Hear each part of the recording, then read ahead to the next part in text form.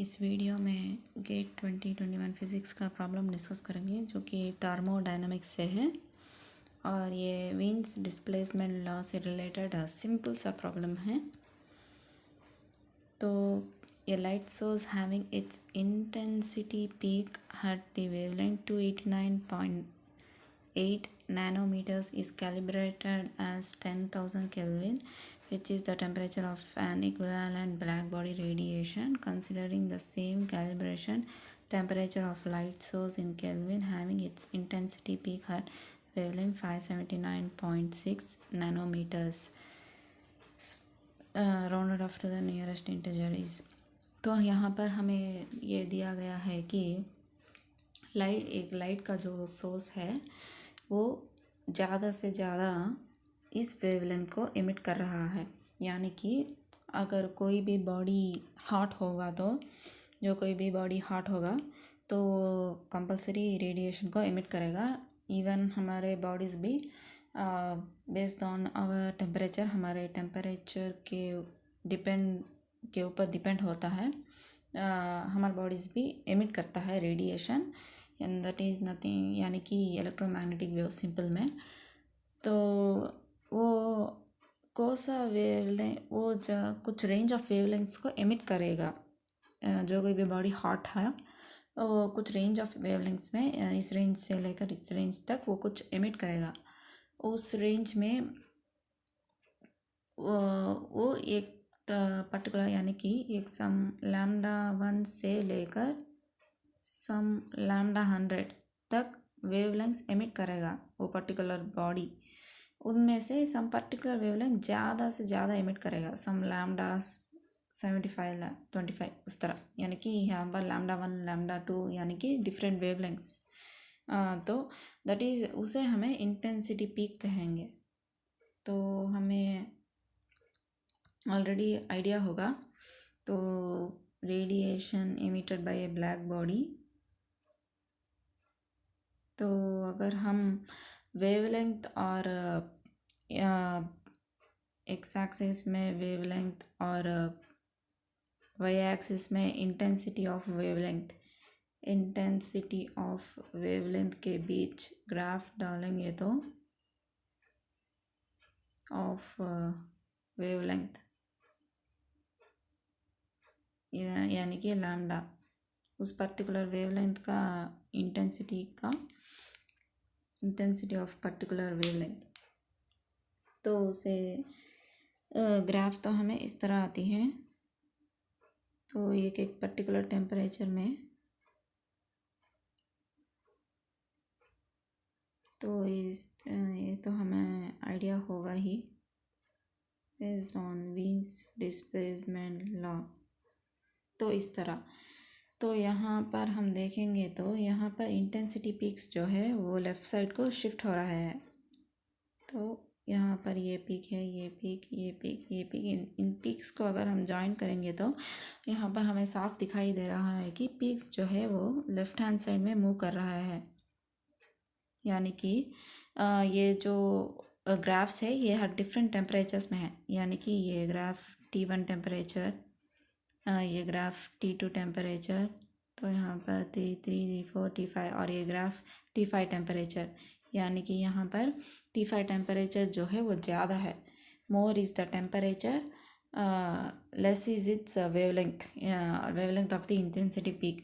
यानी कि यहाँ पर हम देख सकते हैं कि यहाँ पर ये T5 जो है वो ज़्यादा टेम्परेचर है। तो इस टेम्परेचर में हमें मैक्सिमम वेवलेंथ कहाँ पर आ रही है, यहाँ पर इस पॉइंट पर। लेकिन ये T1 जो है ये लोएस्ट टेम्परेचर है, ये T5 हाईएस्ट टेम्परेचर, ये T1 लोएस्ट।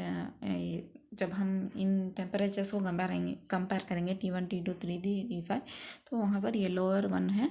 तो यहाँ पर पीक ऑफ वेवलेंथ कहाँ पर आ रहा है, हमें यहाँ पर आ रहा है। तो हमें साफ साफ दिखाई दे रहा है कि वेवलेंथ जो है इस तरह, पीक ऑफ द वेवलेंथ इस तरह शिफ्ट कर रहा है।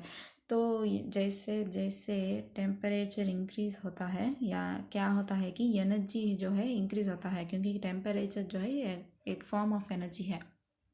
तो एनर्जी इंक्रीज होगा यानी कि मतलब फ्रीक्वेंसी ऑफ रेडिएशन इंक्रीज होगा, यानी कि E is also nu H, यानी कि E is also H nu. हमें तो पता है कि E is equals to H nu formula. तो एनर्जी इंक्रीज होगा तो फ्रीक्वेंसी इंक्रीज होगा, यानी कि वेवलेंथ डिक्रीज होगा, क्योंकि फ्रीक्वेंसी और वेवलेंथ जो है इन्वर्सली प्रोपोर्शनल। तो हमें साफ साफ ये पता चलता है कि टेम्परेचर इंक्रीज होने से वेवलेंथ कम हो जाता है। तो इसी बेसिस पर हमें वीन्स डिस्प्लेसमेंट लॉ हम वीन्स डिस्प्लेसमेंट लॉ को डिफाइन करेंगे, यानी कि lambda is inversely proportional to temperature, यानी कि अगर टेम्परेचर इंक्रीज होगा तो वेवलेंथ, यानी कि ये जो लैम्डा एम है intensity of peak where the peak, यानी कि intensity of wavelength emitted a lot peak, यानी कि इंटेंसिटी पीक, जिसका इंटेंसिटी पीक ज़्यादा है, यानी कि this is nothing but peak for the intensity where the wavelength where the intensity peak occurs. तो ये वेवलेंथ जो है, हाँ, ये वेवलेंथ ज़्यादा से ज़्यादा एमिट होगा व्हेन कंपेयर टू द बाकी के वेवलेंथ से। ये पर्टिकुलर वेवलेंथ ज़्यादा से ज़्यादा एमिट होगा। तो उसी को तो हम कहते हैं कि मैक्सिमम वेवलेंथ। तो मैक्सिमम वेवलेंथ जो है वो डिक्रीज़ होएगा। तो ये पर्टिकुलर रिलेशन के बेसिस पर हमें ये रिलेशनशिप आता है। तो इस रिलेशनशिप से हम ये भी कह सकते हैं कि lambda M into T is a constant. तो lambda M into T constant है, तो हम ऐसा भी लिख सकते हैं कि lambda M one T one is also lambda M two T two. और फाइनली हमें यहाँ पर टी टू का वैल्यू, यानी कि टेम्परेचर ऑफ दिस सोर्स, यही तो हमें पता करनी चाहिए। The temperature of the light source having its intensity peak at the wavelength 579.6।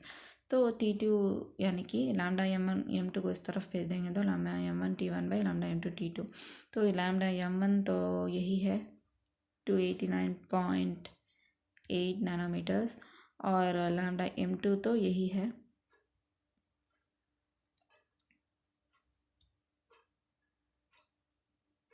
तो यही है लैम्डा M2। और T1 जो है वो 10,000 है।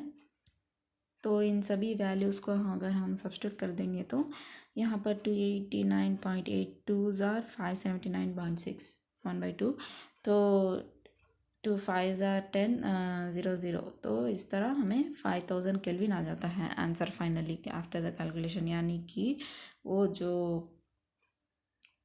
वो जो सोर्स है, यानी कि the light source having its intensity peak, अगर 10,000 केल्विन जिस लाइट सोर्स का टेम्परेचर 10,000 केल्विन हो, तो वहाँ पर 289.8 नैनोमीटर्स मैक्सिमम इंटेंसिटी पीक है, यानी कि वेवलेंथ एमिटेड ए लॉट होगा। तो यहाँ पर 5000 केल्विन में हमें ये जो 579.6 नैनोमीटर का वेवलेंथ एमिट किया जाता है। तो यही है सॉल्यूशन इस प्रॉब्लम का। तो थैंक यू।